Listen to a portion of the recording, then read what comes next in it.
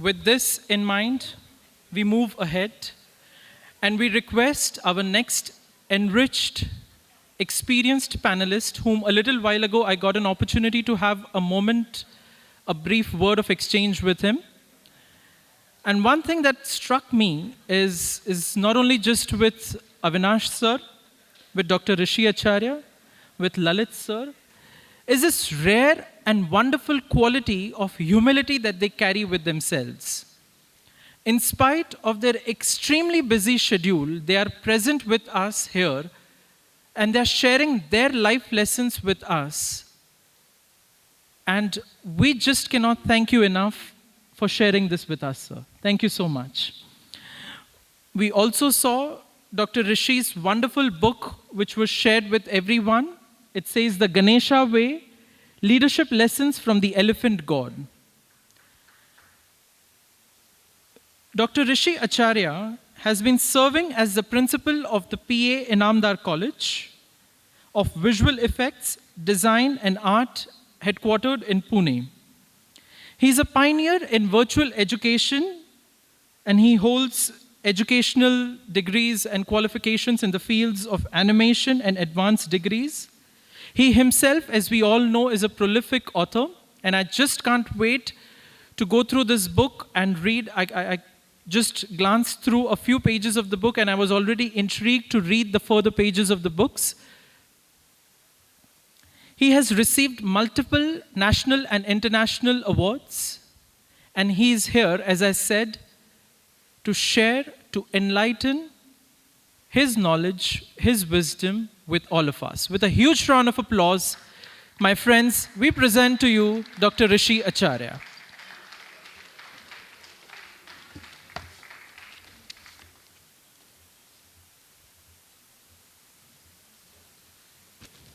So, who is controlling the presentation? Rahul, you are controlling. Okay. तो दोस्तों इसको हम चालू करें. It's on. Okay. मैं थोड़ा स्टेज के डायस से फ्री होके आप लोगों से बात करूंगा. First of all, to all the students, a big round of applause for all the students who came here. And lot of thanks goes to Nikhil sir.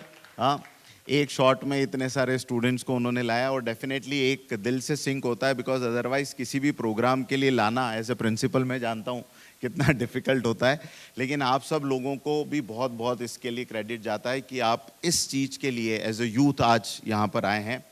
दोस्तों, मेरा जो टॉपिक है ये आप सब लोगों से रिलेटेड है, आर्टिस्ट एंड क्रिएटिव ब्लॉक. और मैं बड़ी जिम्मेदारी से ये बात कहता हूँ कि अविनाश धर्माधिकारी सर के बात करने के बाद स्टेज पे वो एनर्जी के साथ कोई और चीज़ को कन्वे करना बहुत डिफ़िकल्ट होगा, लेकिन मैं पूरी कोशिश करूँगा कि अपने समय के साथ और आप लोगों के समय के साथ जस्टिस कर सकूँ. तो हम लोग क्रिएटिव इंडस्ट्री की बात करेंगे, अलग अलग सब्जेक्ट्स पे एक्सपर्ट्स बात करने वाले हैं, ललित जी आपसे और भी बात करेंगे. लेकिन मेरा जो अपना सब्जेक्ट है जिसके साथ में पिछले 17 ईयर्स के साथ में मैं डील कर रहा हूँ वो है क्रिएटिव इंडस्ट्री. और जिन स्टूडेंट्स के साथ में मैं रहता हूँ वो बेसिकली आर्टिस्ट हैं, उन लोगों के साथ में हम लोग डील करते हैं, बात करते हैं. कुछ चीज़ें मैं आपको पहले प्रेजेंटेशन में दिखाऊंगा और उसके साथ साथ इस सब्जेक्ट को हम सीखते रहेंगे. Yes, first slide. ये एक पेंटिंग है. कोई बता सकता है ये किसकी पेंटिंग है? क्या बात है, किसने बताया? Thank you, lot of credit, lot of claps. Vincent van Gogh की ये पेंटिंग है जिसकी प्राइस आज की तारीख में जो है लगभग $70 मिलियन से लेकर $100 मिलियन के बीच में है, सिर्फ एक पेंटिंग की प्राइस. हाँ, अब आप उसको $100 मिलियन को काउंट कीजिए इंडियन वैल्यूज़ में कितना होता है, लेकिन मैं कुछ और भी पेंटिंग्स आपको दिखाना चाहता हूँ. ये विंसेंट वैन गॉग का सेल्फ पोर्ट्रेट है, आप लोगों ने देखा होगा, बहुत फेमस है. और इसके बाद में, हाँ नेक्स्ट आप चलते जाएं, मैं बताता जाऊँगा. ये एक और पेंटिंग है एडवर्ड मंच की, द स्क्रीम, जो लगभग $120 मिलियन में सोल्ड हुई थी न्यूयॉर्क में 2013 में. अगली पेंटिंग एडगर डेजिस की द डांस क्लास, इसका प्राइस टैग है $41 मिलियन. जॉर्जिया कैटी की ये पेंटिंग है, बहुत फेमस. इंटरनेट पे आज भी आप क्रोम पे जाएंगे और ये डालेंगे हिबिस्कस एंड प्लूमेरिया वहाँ पर आपको ये पेंटिंग दिख जाएगी। $50 मिलियन इसकी कॉस्ट है, और ये सब बाहर के लोगों को हमने देखा है, थोड़ा और इंडियन कॉन्टेक्स्ट में भी देखेंगे आगे चलिए। हाँ, ये पेंटिंग है राजा रवि वर्मा की, है ना। राजा रवि वर्मा सारे आर्टिस्ट के लिए अपने आप में एक सोर्स ऑफ इंस्पिरेशन है, और इनकी ये जो पेंटिंग है राधा वेटिंग फॉर कृष्णा, ये पेंटिंग जो है ये लगभग 2.6 मिलियन पाउंड्स की है। It's not dollars, 2.6 million pounds. तो अभी तक हमने पेंटर्स को देखा कि कैसे प्रोलिफिक पेंटर्स की जो पेंटिंग्स हैं और उनकी क्या कीमत है आज मॉडर्न वर्ल्ड में। अब आगे चलते हैं। ये एक बुक है बहुत फेमस, किसने लिखी है? लियो टॉल्स्टॉय ने। दुनिया के सबसे फेमस ऑथर्स में से, नॉवेलिस्ट में उनका नाम आता है, वॉर एंड पीस। लाखों लोगों ने पढ़ी, आज भी करोड़ों कॉपीज इसकी जो है वो बिकती है, और बड़े बड़े लोगों को इन्होंने इंस्पायर किया, इंक्लूडिंग महात्मा गांधी। हाँ, ये तो आप सब लोगों ने फिल्म तो कम से कम देखी होगी, इफ़ नॉट इनका नॉवेल पढ़ा है। किसने हैरी पॉटर की सारी सीरीज कंप्लीट की है? क्या बात है, क्या बात है, वेरी गुड। तो ये जो लेडी है इनका नाम क्या है? J.K. रॉलिंग। Okay, next. इन सब में दोस्तों एक बात कॉमन है। देखिए अलग अलग मतलब क्रिएटिव फील्ड्स हैं सारे लोग, लेकिन क्रिएटिविटी में भी सारे लोगों की फील्ड्स अलग हैं। पेंटर्स हैं, ऑथर्स हैं, नॉवेलिस्ट हैं, हाँ, सब लोग अलग अलग चीज़ों में डील करते हैं, लेकिन एक बात इन सब में कॉमन है। क्या है कॉमन, कोई बता सकता है? Yes ma'am. They were very consistent in doing what they were doing. Okay, anything else?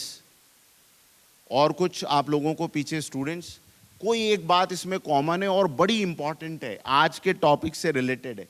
चलिए मैं रिवील करता हूं। They were all facing mental issues. इन सब के साथ इनको किसी न किसी स्टीरियोटाइप में दुनिया ने रखा, और इन सब के साथ में किसी न किसी तरह के मेंटल इश्यूज रहे हैं। और जब हम मेंटल इश्यूज की लिस्ट बनाते हैं, किस तरीके के मेंटल इश्यूज रहे, मैं आपको यहाँ आगे दिखाना चाहता हूँ। All this anxiety, mood swing, poor communication, introvert personality, loneliness, struggle, feeling disconnected और क्रिएटिव ब्लॉक। अब ईमानदारी से let's talk honestly with each other. आप में से कितने आर्टिस्ट, स्टूडेंट्स को मैं खासकर एड्रेस करूंगा, कितने आर्टिस्ट को कभी न कभी इनमें से कोई एक इशू फेस हुआ होगा? Just raise the hand. हाँ, एंजाइटी, मूड स्विंग, लोनलीनेस, हाँ, इसको डार्क ही करके रखिए इस तरफ। देखिए सभी लोगों को फेस हुआ है। और ये जो लास्ट येलो में लिखा हुआ क्रिएटिव ब्लॉक, क्रिएटिव ब्लॉक का मतलब समझते हैं ना आप? काम करते करते अचानक से थॉट्स बंद हो जाते हैं, काम करते करते अचानक से माइंड अवे हो जाता है, फिर कुछ नया थॉट नहीं आता। आप कुछ लिखने बैठे हैं, लिखते लिखते पेन डाउन हो गया। मैंने ये जो गणेशा वे किताब है मेरी, ये 5वीं किताब है, और the other day I was discussing with Amit about this creative block, और मैंने उसको बोला यार ये 5 किताबें मैंने लिखी, और ये गणेशा वे की जो बुक है ये सिर्फ 2 दिन में मैंने कंप्लीट की, 135 पेजेस इन 2 डेज। लेकिन मैंने उसको बोला कि ये क्रिएटिव ब्लॉक वाली चीज मैंने कभी एक्सपीरियंस नहीं की, पर उसने मुझे जो स्टैटिस्टिक्स भेजे उससे मुझे समझ में आया कि ये बहुत बड़ी प्रॉब्लम है। और ये अब मैं जाके अपने कॉलेज के स्टूडेंट से भी डिस्कस करूंगा, लेकिन आज पहली बार आप लोगों के साथ इस स्टेज पे डिस्कस कर रहा हूं। क्रिएटिव ब्लॉक माइंड की वो स्टेट है जहां आइडियाज आना बंद हो जाते हैं। जब किसी नए सब्जेक्ट पे पहली बार हम काम करते हैं तो ये क्रिएटिव ब्लॉक पहली बार माइंड में आकर होता है। ऐसा कितनी बार हुआ आप लोगों के साथ? हुआ? जस्ट रेज द हैंड कि हमने लोगो डिजाइनिंग करने की कोशिश की, कोई नया कैरेक्टर बनाने की कोशिश की और क्रिएटिव ब्लॉक आया। सब लोगों को कहीं ना कहीं आया होगा। उन्हीं लोगों को आएगा जो क्रिएटिवली सोचते हैं। It is not a कॉपिंग block, है ना। कॉपी करने पे क्रिएटिव ब्लॉक नहीं आता, क्रिएटिवली सोच के कुछ काम करने पे क्रिएटिव ब्लॉक आता है। तो थोड़ा सा आज इसके बारे में हम जानेंगे कि ये क्रिएटिव ब्लॉक क्या है और कैसे इस क्रिएटिव ब्लॉक को अपने से दूर रखा जा सकता है। यस, ये एक स्टडी हुई थी दोस्तों यूनिवर्सिटी ऑफ कैलिफोर्निया में, जिसमें वो कहते हैं कि 80% creative professionals experience this creative block once in a month. मतलब महीने में एक बार किसी एक प्रोजेक्ट पे काम करते करते अचानक ऐसा होगा कि आपका जो माइंड है वो आगे काम करना रोक देगा। तो ये क्रिएटिव ब्लॉक है और ये कॉमनली एक्सपीरियंस होता है। ये यूनिवर्सिटी की स्टडीज में अब प्रूव हो चुका है। अगली स्टडी मैं आपको बताता हूं। यूनिवर्सिटी ऑफ सुसेक्स कह रहे हैं 2020 में कि ये सारे क्रिएटिव ब्लॉक बहुत कॉमन है उन लोगों में जो अपने साथ अपने लिए जिनकी बहुत हायर एक्सपेक्टेशंस है, उनके सामने ये क्रिएटिव ब्लॉक्स आते ही रहते हैं। नेक्स्ट, यूनिवर्सिटी ऑफ पेनिसिल्वेनिया वो कहते हैं creative blocks can be caused by variety of factors including, ये सारे कॉमन फैक्टर हैं जो हम लोग देखते हैं, स्ट्रेस है, एंजाइटी है, ओवरवर्क है, माइंड के साथ में माइंड बॉडी का बैलेंस नहीं होना, ये सारे कॉमन फैक्टर्स हैं जिसकी वजह से ये क्रिएटिव ब्लॉक्स आते हैं। और बहुत इंपॉर्टेंट चीज सुन रहे हैं, आज मैं आपको इस प्रेजेंटेशन के बाद में एक प्रॉमिस कर सकता हूं कि अगर इस प्रेजेंटेशन के क्रक्स को आपने बहुत अच्छी तरह समझ लिया तो वो जो क्रिएटिव ब्लॉक वाली बात है वो आपकी जिंदगी से हमेशा के लिए चली जाएगी।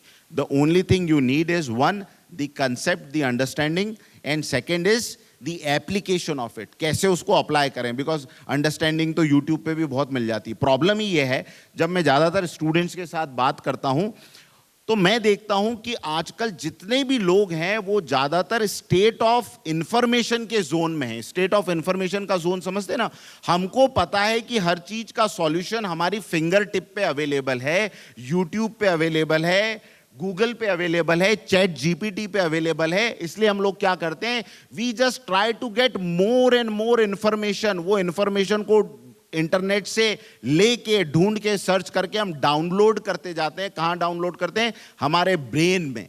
आपने देखा होगा ना, आप में से बहुत से लोगों के फ्रेंड्स होंगे जो मोटिवेशनल वीडियोस बहुत देखते हैं, दिन रात वो मोटिवेशनल वीडियो देखते रहते हैं, लेकिन उसके बाद भी वो मोटिवेशन उनके अंदर आता नहीं है, वो चेंज उनकी लाइफ में विजिबल होता नहीं है। ऐसा क्यों हो रहा है?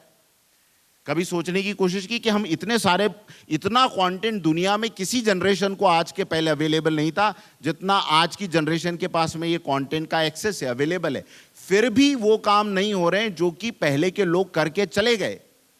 The problem is, remember these two words. आज के बाद में ये दो वर्ड्स आपकी बहुत मदद करेंगे। जब आप कोई चीज इंटरनेट से देखते हो, कोई वीडियो या कोई ब्लॉग आप पढ़ते हो या कहीं चैट जीपीटी से किसी चीज का आंसर लेने की कोशिश करते हो, आप अपने माइंड में स्टेट ऑफ इंफॉर्मेशन का जोन बढ़ाते जाते हो। स्टेट ऑफ इंफॉर्मेशन बढ़ रहा है, आपका माइंड धीरे धीरे virtually if not physically broad होता जा रहा है in terms of storing the information. लेकिन स्टोरिंग द इंफॉर्मेशन या जोन ऑफ इंफॉर्मेशन से आपको अपनी लाइफ को चेंज करने में मदद नहीं मिलती। वो मदद तभी पॉसिबल है जब आप स्टेट ऑफ इंफॉर्मेशन से स्टेट ऑफ ट्रांसफॉर्मेशन के जोन में जाओगे। और जो स्टेट ऑफ ट्रांसफॉर्मेशन का जोन है ना, वो एक्टिविटीज पे डिपेंड करता है, वो इंफॉर्मेशन पे डिपेंड नहीं करता। ये याद रख लेना लाइफ में। अगर हमारे पास एक इंफॉर्मेशन फॉर एग्जांपल, सुबह जल्दी उठने से अगर आप 1 घंटा जल्दी उठते हो तो आप अपनी लाइफ में अब 1 साल में 365 नए आवर्स ऐड करते हो, 10 साल में 3650 आवर्स आपकी लाइफ में ऐड होते हैं। ये एक इंफॉर्मेशन का जोन है। हेलो, डू यू अग्री और नो? ये इंफॉर्मेशन का जोन है, बिल्कुल सबके दिमाग में क्लियर है। हाँ सर, फंडा 1 साल में 365 दिन होते हैं, 1 घंटा ऐड कर दिया तो साल में 365 घंटे तो नए हमारे ऐड हो गए। लेकिन क्या वाकई में ये सोचने से या पता करने से आपकी लाइफ में वो ऐड हो गए क्या? से यस और नो? नहीं हुए। क्यों नहीं हुए? क्योंकि उस पे एक्शन नहीं हुआ। रोज रात को ये थियरी दिमाग में रहती है, सुबह में सबसे पहले अलार्म के ऊपर हाथ बजता है और बोलते स्नूज, आगे बढ़ जा भैया, अभी नहीं। क्या हो रहा है? स्टेट ऑफ इंफॉर्मेशन के जोन में रहने वाला आदमी ट्रांसफॉर्मेशन तक कभी नहीं पहुंच सकता। उसके लिए एक ही चीज उसको मदद कर सकती है, एक्शन में आना। हजारों किताबें पढ़ लें। आप रॉबिन शर्मा का नाम सुना है आप लोगों ने? रॉबिन शर्मा एक ऑथर हैं, जिन्होंने नहीं सुना वो जरूर सुने। एक इंफॉर्मेशन और ऐड कर लें अपने ब्रेन में। He is a very famous author, motivational coach and gurus of various technocrats including Bill Gates. तो रॉबिन शर्मा ने एक बुक लिखी है, द 5 AM क्लब। उसने एक बुक ही लिख दी इसके ऊपर, सुबह 5 बजे उठने के फायदे। And by showing lot of researches कि all successful people adds this 1 hour extra in their life, और उससे वो बहुत सारे मिरेकलस काम करते हैं। उससे बहुत सारे काम होते हैं। अब वो पूरी की पूरी बुक भी आप पढ़ लेंगे ना, बट अगर आपने उठना शुरू नहीं किया तो that transformation will not come. तो ये स्टडी ये बताती है। अब अल्टीमेटली क्या होता है, ये सारी चीजें जब जान लेते हैं तब भी ये रियल प्रॉब्लम हमेशा आती है कि क्रिएटिव ब्लॉक को हटाएं कैसे। अब मैं आपको 2-3 चीजें यहां पर बताता हूं। क्रिएटिव ब्लॉक को हटाने के लिए सबसे पहली बात आपको जाननी होगी कि क्रिएटिविटी क्या है। मैं आप लोगों से, अगर इतने सारे स्टूडेंट्स हैं और सारे लोग मीडिया एनिमेशन पढ़ रहे हैं, I mean you all are creative, can you explain me what is creativity? कोई एक डेफिनेशन किसी के दिमाग में हो कि सर हाँ, creativity is equal to this. क्या होता है क्रिएटिविटी? स्टूडेंट्स, यस बेटा।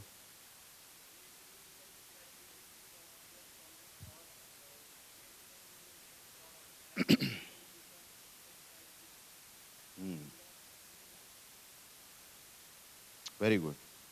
प्रॉब्लम सॉल्विंग स्किल्स की थोड़ी सी बात आपने की। मैं जानना चाह रहा हूं और ज्यादा स्पेसिफिकली क्रिएटिविटी क्या है? यस यस बेटा। हाँ, कितने लोग को लगता है कि वो out of the box think करते हैं? मैं पूछूंगा हाँ 2-4 एग्जाम्पल इधर खड़े करके आउट ऑफ बॉक्स के। आउट ऑफ बॉक्स थिंकिंग देखो कितने सारे स्टूडेंट्स हैं यहां पर, हाँ, और एक भी कॉन्फिडेंटली हाथ नहीं उठा पा रहा है कि वो out of the box think करते हैं या उनके अंदर वो क्रिएटिविटी है। कॉन्फिडेंट कहां से आता है पता है? जब आपके अंदर आपको भरोसा होता है कि यस, इसमें कोई बहुत बड़ी बात नहीं है, ये मैं करता हूं। अब मैंने, और सिर्फ ये यहां की बात नहीं है, पिछले 15 सालों से मैं एजुकेशन फील्ड में हूं, इसी फील्ड में हूं, लेकिन मैंने हजारों बच्चों से इंटरेक्शन करने के बाद भी किसी एक को भी ऐसा नहीं देखा जो कॉन्फिडेंटली पहली बार में ये कह सके कि सर मैं क्रिएटिव हूं, ये मैं डिक्लेयर कर सकता हूं, प्रूव कर सकता हूं। और क्या होता है अब मैं आपको बताता हूं, फिर ये जर्नी कहां जाती है आगे। ठीक है, आगे देखते हैं। ये क्रिएटिविटी की डेफिनेशन है ऑक्सफोर्ड की डिक्शनरी में। इसको देखिए क्या बोलते हैं, द एबिलिटी टू मेक और produce new things. Hello, the ability to make और produce new things with skills और इमेजिनेशन। कोई नई चीज दुनिया में लेके आने की क्षमता, स्किल के साथ या फिर इमेजिनेशन के साथ, ये क्रिएटिविटी है। अब दिन और रात हम ये काम कर रहे हैं। हम दुनिया में एक नया डिजाइन लेके आ रहे हैं, हम दुनिया में एक नया लोगो लेकर आ रहे हैं। वो डिजाइन कैसी भी हो सकती है, मैं अभी उसके ऊपर बात नहीं कर रहा हूं कि उसकी क्वालिटी, उसकी वैल्यू, उसकी रेटिंग क्या होगी, क्या वो लोगो दुनिया के किसी ग्राफिक डिजाइनर की रेस में भी कभी खड़ा हो पाएगा। Let's not talk about all this. अब आप कंपटीशन के जोन में जा रहे हो। Let's remain with creativity. आपने एक भी एक्सपेरिमेंट किया नया ओरिजिनल थिंक करके, वो क्रिएटिविटी है। और इसको और ज्यादा आसान में बना देता हूं। 2019 में एक न्यूज़पेपर है यहां पुणे में, निकलता है आज का आनंद। कितने लोगों ने उसका नाम सुना? आज का आनंद एक न्यूज़पेपर है, हिंदी में निकलता है। उसका एक इंग्लिश पेपर है संध्यानंद, और एक और उसका द लाइफ 360, उसका इंग्लिश न्यूज़पेपर है। तो उनकी रिपोर्टर मेरे पास में आई और उन्होंने कहा, डॉक्टर आचार्य आप इतने सालों से क्रिएटिव इंडस्ट्री में हैं, हम आपसे जानना चाहते हैं क्रिएटिविटी क्या है और किसको क्रिएटिव कहा जाए। मैं अपने स्टूडेंट्स को हमेशा एक बात पूछता हूं जब जब उनको अपनी क्रिएटिविटी पे डाउट होता है कि क्या आप सपने देखते हैं? क्या आपको सपने आते हैं कभी न कभी, कभी कभार? क्या आपको दो बादलों के बीच में कोई तीसरा शेप दिखाई देता है? अब वो क्या दिखाई देता है और किस तरह के सपने आते हैं मैं उस पर नहीं जा रहा हूं, तो लेट्स नॉट डिस्कस दैट। पर सपने आना,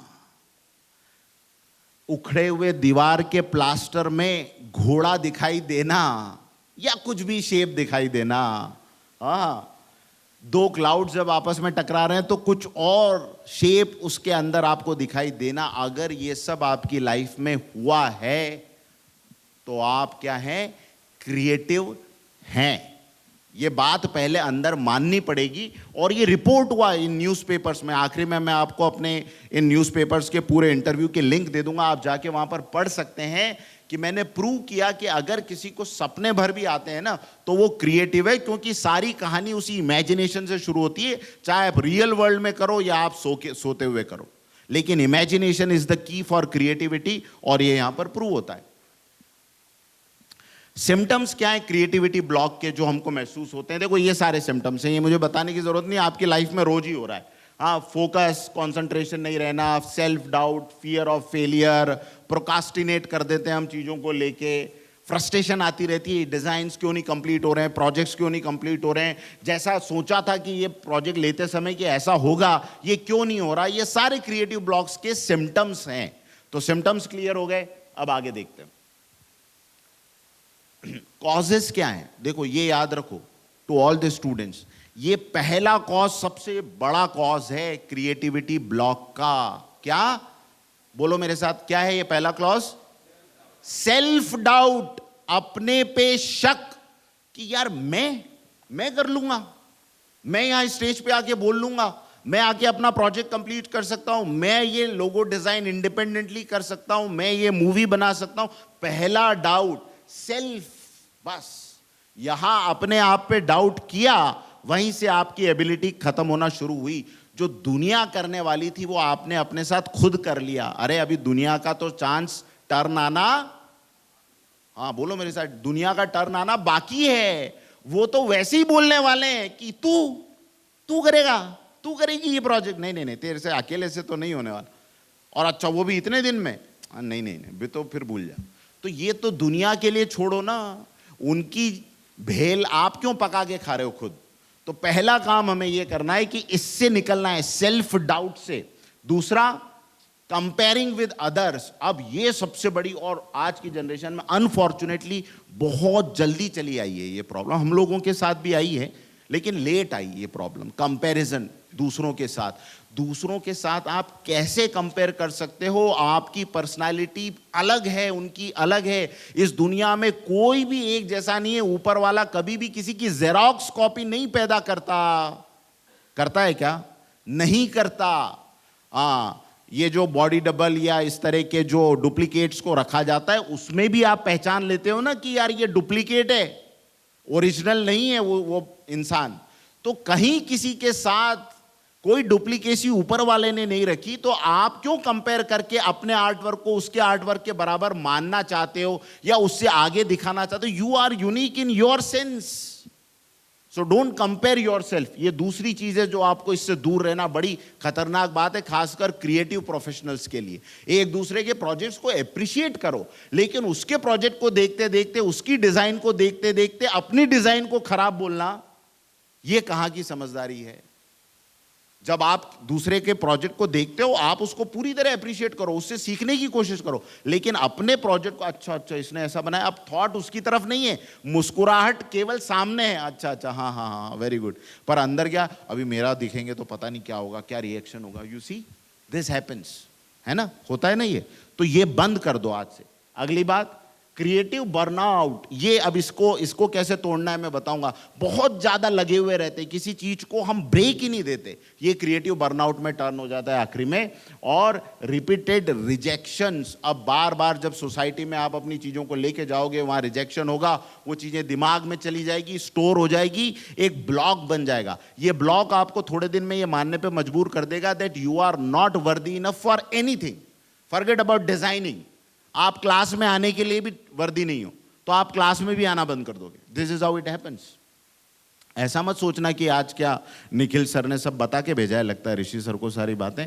बाय द वे एक बड़ी इंटरेस्टिंग बात बताऊं, बताया आपने इनको, Nikhil sir was my student back in Arena, और मैंने आगे के जो क्रिएटिव ब्लॉक्स के कुछ प्रैक्टिसेस में मैंने इनकी लाइफ की केस स्टडी में आपको एक बताने वाला हूं, जहां से आपको समझ में आएगा कि कैसे कोई पर्सन ट्रांसफॉर्म होता है, कैसे कोई पर्सन अपने क्रिएटिव ब्लॉक्स को तोड़ के आगे बढ़ता है। तो ये हम आगे देखेंगे। तो how to overcome a creative block, overcome कैसे करेंगे क्रिएटिव ब्लॉक को देखते हैं। देखो पहली टिप, ये बहुत इंपॉर्टेंट, लास्ट स्लाइड है, या ध्यान से देखो इसको। पहली टिप, यस, हाँ नहीं एक एक करके आप लीजिए। सबसे पहला इसको हिंदी में याद रखेंगे या मराठी में आप इसको कन्वर्ट कर लीजिए, बड़ा आसान रहेगा। पहली चीज मैं बोल रहा हूं, टेक अ ब्रेक। इसको बोलते हैं विराम। क्या कहते हैं? विराम ले लें थोड़ा सा। विराम लेने का मतलब है भाई टेक अ ब्रेक। जब जब लगे कि कहीं अटक गए किसी कंसेप्ट में, अब उसके आगे का रास्ता नहीं सूझ रहा है, कोई एक बुक लिखना चाहते हैं, एक लाइन लिखी उसके बाद नहीं सूझ रहा आगे क्या करना है, डिजाइनिंग का कोई प्रोजेक्ट है थोड़ा बना उसके बाद नहीं समझ में आ रहा अब आगे क्या करें, टेक अ ब्रेक, विराम ले लो, उसके साथ स्ट्रगल मत करो, माइंड ऑलरेडी ऑक्यूपाइड हो चुका है, खत्म हो चुकी है उसकी एनर्जी, टेक अ ब्रेक। तो पहला टेक्निक है विराम का टेक्निक जो आप लोग को यूज करना है। दूसरा technique, give yourself some me time, इसको कहा जाता है आराम। Give yourself a me time. Me time का मतलब क्या है, आपको थोड़े समय के लिए अपने आप को उस प्रोजेक्ट से बिल्कुल डिस्कनेक्ट कर देना। बिल्कुल डिस्कनेक्शन का मतलब है आप बिल्कुल कोई दूसरी एक्टिविटी में चले गए, किचन में चले गए, आपने सोचा एक अच्छी सी डिश कुक करता हूं, उसकी प्लेट बाद में खाने के बाद उसको जब बन जाए एंजॉय करते हुए खाइए। उसके बाद में जब उसकी डिश को क्लीन कर रहे होंगे ना, उस क्लीनिंग के समय कुछ तो ऐसा हो जाएगा कि जो दिमाग में अटका हुआ उलझा हुआ है वो भी उस क्लीनिंग के साथ बह जाएगा। दिस इज, और मैं ये नहीं बोल रहा कि सबको यही करना है, कोई और गार्डनिंग आप कर सकते हैं, आप कहीं मूवी देखने चले जा सकते हैं, दोस्तों के साथ कुछ टाइम बिताएं, अपनी फेवरेट फिल्म देख लें एक बार, जो करना हो, लेकिन जो मेन एक्टिविटी है उससे ब्रेक लेना है आपको। तो इसको कहा जाता है आराम। ये आपका अपना मी टाइम होना चाहिए जिससे कि ये क्रिएटिव ब्लॉक हटेंगे। अगली टेक्निक संग्राम। हाँ, हमने क्या सीखा, पहला सीखा हमने विराम, दूसरा सीखा आराम, और तीसरा आप क्या करना है, संग्राम। संग्राम का मतलब है फेस योर फियर्स, अपने फियर्स के सामने खड़े होना है और उनको यह बताना है कि I am larger than you. और यह तब होगा जब अंदर वो सेल्फ डाउट वाला प्रॉब्लम खत्म हो चुका होगा। अगर सेल्फ डाउट खत्म हो जाएगा तो you will be definitely fearless. अपने प्रोजेक्ट को कितनी ही बुरी सिचुएशन में फिर से उठा लो, आज उसको फिर से उठा के उसको बोलो, उसके सामने अपने माइंड को अफर्मेशन दो कि ये मैं करके रहूंगा, ये प्रोजेक्ट मेरे ही कंप्लीशन के लिए, मेरे हाथ से कंप्लीट होने के लिए ही बना है। You have to face your fear. तो ये करना पड़ेगा बार बार, और जितनी बार आप इससे हटते हो ना, मेंटल ब्लॉक एक बन जाता है कि आप नहीं कर पाओगे। बार बार अपने इस ब्लॉक को तोड़ने के लिए खुद आगे आना पड़ेगा। Next, meditate. ये चौथा कीवर्ड है। ये चार चीजें याद रखो। मेडिटेट का मतलब क्या है, मेडिटेट का मतलब है लगाम, है ना। अभी धर्माधिकारी सर ने बताया ना कि ध्यान क्या करता है, ध्यान आपके मन को कंट्रोल करता है। हाँ, गीता का वो उदाहरण दे रहे थे, गीता का ही एक उदाहरण है। जब अर्जुन कृष्ण को पूछता है कि ये तो इतना चंचल मन है, 5 मिनट ये जो है ये कंट्रोल नहीं रह सकता, तो इसको आप कैसे वश में करने के लिए कह रहे हो, ये तो वायु के समान है, घोड़े वायु के समान तेज दौड़ने वाला मन है। तो कृष्ण अर्जुन को कहते हैं अभ्यासेन ही कौन्तेय, अभ्यास से, प्रैक्टिस से ये कंट्रोल आ जाएगा, तुम करने की कोशिश करो। तो ये मेडिटेट जो है वो लगाम है। मैं आपको बहुत अच्छी एक स्टैटिस्टिक्स देना चाहता हूं, निखिल सर को भी बताना चाहता हूं और ललित सर को भी। सर, हम लोगों ने इस साल क्या किया, after this session of Amit ji and उनकी टीम के साथ पिछले महीने जो सेशन हुआ था, उसके बाद हमने 2 टेक्निक्स यूज की क्लास में। पहली टेक्निक हमने यूज की, उसका नाम हमने दिया यही meditation technique called breathing exercise. तो अब हमारे कॉलेज में कोई भी क्लास शुरू होने के पहले टीचर ने क्लासरूम में एंटर किया और वो 5 मिनट तक स्टूडेंट को बिल्कुल साइलेंस करके हम सिर्फ उसके ब्रीथ पे फोकस करते हैं। 5 मिनट का काम है, 45 मिनट की क्लास होती होगी, तो 5 मिनट आप इस एक्टिविटी को दे दो, आप भी दे दो अपने अपने क्लास में।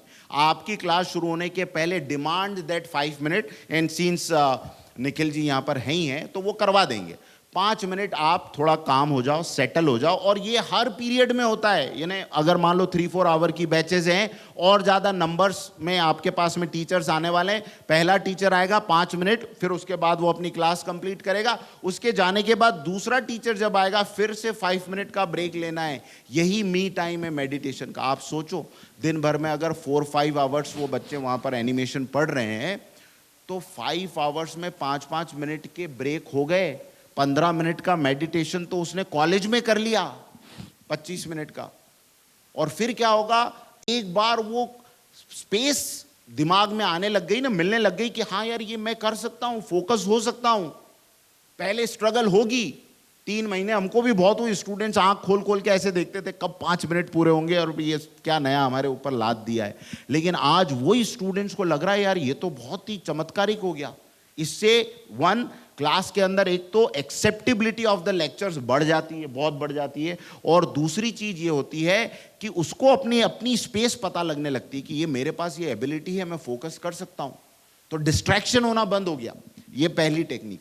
दूसरी टेक्निक का नाम है पोमोडोरोडो, वो भी कमलेश जी और उनकी टीम ने हमें बताई, तो हम उसको यूज कर रहे हैं। कोई भी कॉम्प्लेक्स सब्जेक्ट के ऊपर जब आप काम करते हो 20 मिनट्स 25 मिनट्स से ज़्यादा काम नहीं करना है। फिर क्या करना है, ब्रेक ले लेना है। और ये अच्छी बात है, उठना, ब्रेक लेना, थोड़ा वॉक कर लेना, फिर अपने प्रोजेक्ट पे आना, आपका माइंड वापस से रीजुनवेट हो जाता है। उसके अंदर जो भी उसकी मेंटल एबिलिटी का लॉस हुआ था, वापस वो सारी चीज़ें स्टोर होने लग जाती है। It is like a charging time for your self. तो ये पोमोडोरोडो टेक्निक को आपको यूज करना चाहिए। ये 2 चीजें हमने यूज की और इसके बहुत अच्छे रिजल्ट्स हमारे सामने हैं। तो मैं आपको कहूंगा विराम, आराम, संग्राम और लगाम, ये 4 चीजों को अब आपको अपनी लाइफ में यूज करना है for fighting with the creative block. एक बात याद रखिए, अगर हम प्रॉब्लम को नेग्लेक्ट कर देते हैं तो उससे प्रॉब्लम खत्म होने वाली नहीं है। प्रॉब्लम को एनकाउंटर करके प्रॉब्लम खत्म होगी। ओके, उसके बाद कुछ बेसिक सजेशन है। फाइंड समवन टू टॉक, अपने मेंटर से बात कीजिए, अपने टीचर से बात कीजिए, कहाँ क्रिएटिव ब्लॉक है, कहाँ सोचने में प्रॉब्लम आ रही है। Next, show up again, as I told, फिर से आओ, फिर से आओ। प्रोजेक्ट्स को छोड़ना नहीं है। अनकंप्लीटेड प्रोजेक्ट की इतनी बड़ी लिस्ट होती है कि लास्ट में जब पोर्टफोलियो सिलेक्ट करते हैं ना जॉब के लिए, तो क्या क्या लें यही समझ में नहीं आता, क्योंकि सभी छूटा हुआ है। तो क्या कंप्लीट करके पोर्टफोलियो में लेके जाएं, ये समझ में नहीं आता। Show up yourself, increase your visualization ability. थोड़ा सा टाइम दो मेंटल विजुअलाइजेशन के लिए। बहुत अच्छे अच्छे यूट्यूब पे गाइडेड मेडिटेशन है विजुअलाइजेशन के लिए, वो करने की कोशिश करो।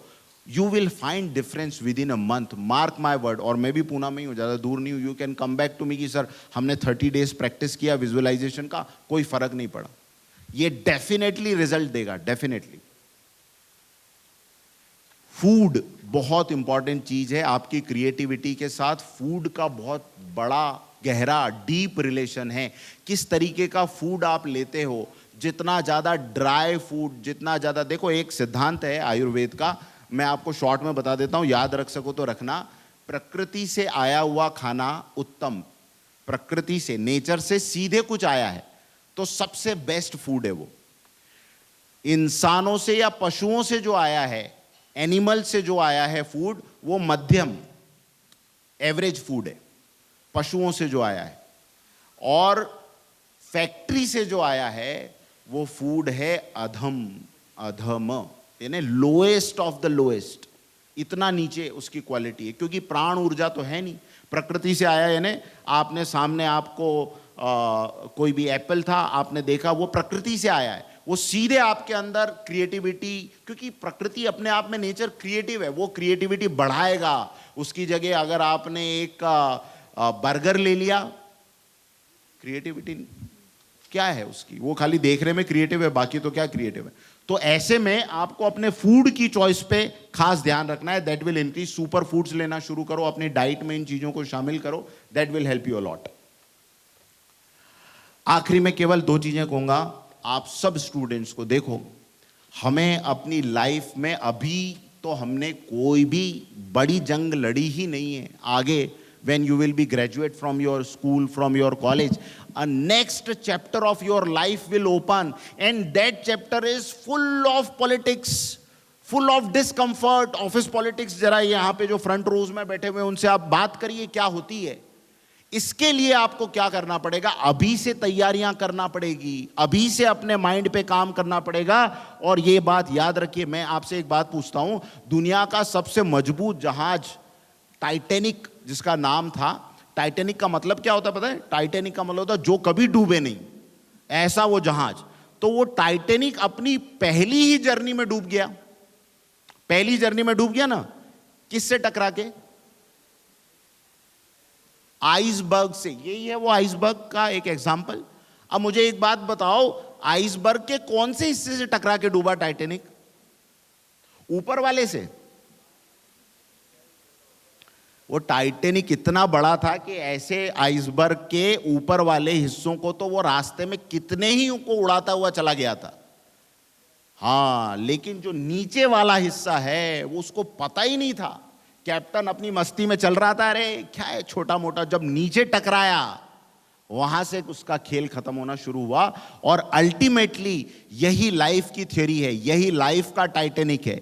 हमारा लाइफ का टाइटेनिक ऊपर के 20% स्किल से नहीं डूबता, हमारा लाइफ का टाइटेनिक नीचे की 80% माइंडसेट से डूबता है। और उस माइंडसेट पे आप लोगों को काम करना चाहिए। वो क्रिएटिव ब्लॉक के माइंडसेट जो आज आपको तकलीफ दे रहे हैं, इंडस्ट्री में जाने के पहले उनको सॉल्व कर लो। आई एम श्योर आप उस टाइटेनिक को चलाओगे जो दुनिया में कभी नहीं डूबेगा। With this words, thank you so much कि आपने इस तरीके से मुझे सुना। I love you a lot. Thank you so much all the panelist.